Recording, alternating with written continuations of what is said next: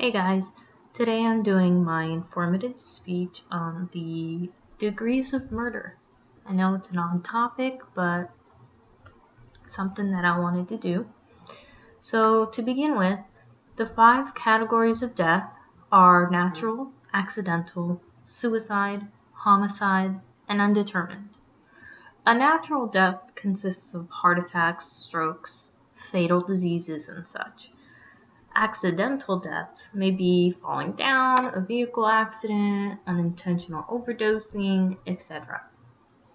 A suicide is the intentional taking of one's own life, which may be in any form, but the most common being shooting, hanging, or overdosing.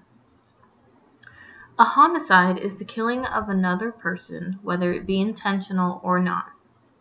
Intentional or not. How is a homicide unintentional? I know. Homicides get classified into 2 different categories, criminal and non-criminal.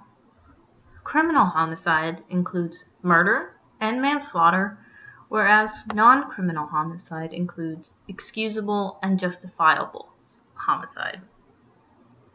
Criminal homicide is considered felonious because it consists of murder, which is the killing of another human being, with malice aforethought.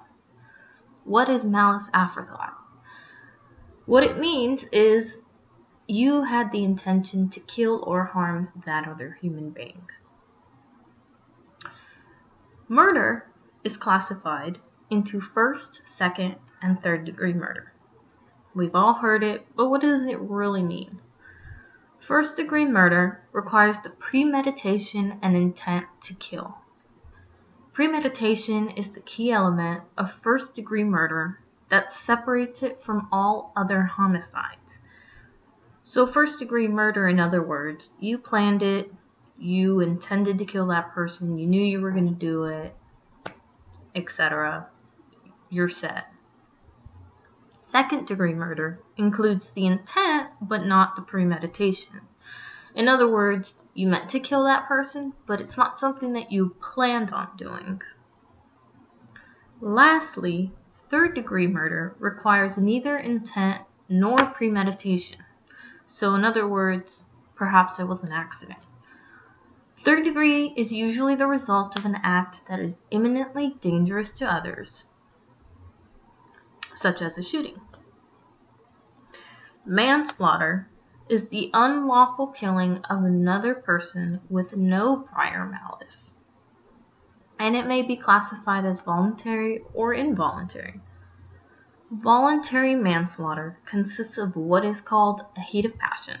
So what is heat of passion?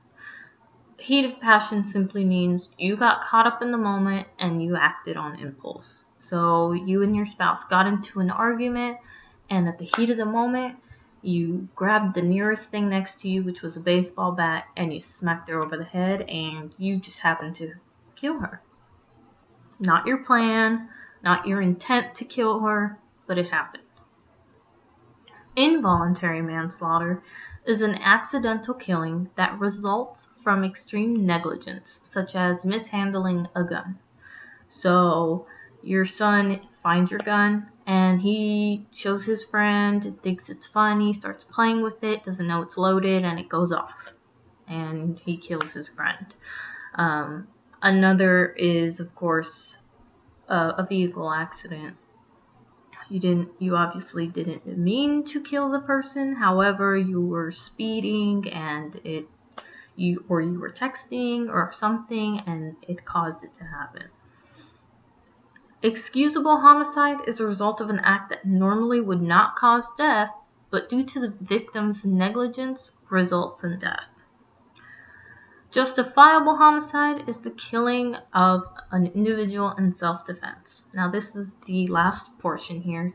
So most people think justifiable homicide. How does that make sense? However, it makes sense when you think of someone coming into your home and invading your home, and you have the right to protect yourself. So you take your gun and you protect yourself, and that individual ends up deceased. And that is self-defense, and that would be a justifiable homicide. Another justifiable homicide is a police officer in the line of duty. Unfortunately, it does happen, but they do need to shoot their guns at some time, and some people may die, and after investigation, it more than likely will come out as a justifiable homicide because it was in the line of duty and it was something they needed to do. So that's it for me. Hope you guys enjoyed. I know it's random, but thank you.